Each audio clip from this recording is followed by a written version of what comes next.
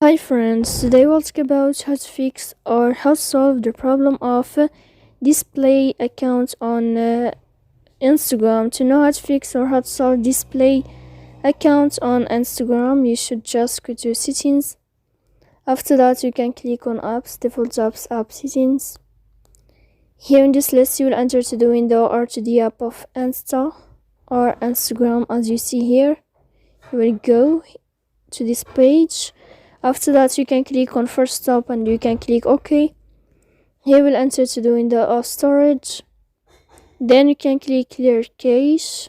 Don't click clear data because that can cause the errors in your app. In the end, you can turn off your phone and you can wait a moment to turn on your phone again to fix that problem. So please don't forget to support us by like and subscribe. See you next time in another video, and thank you for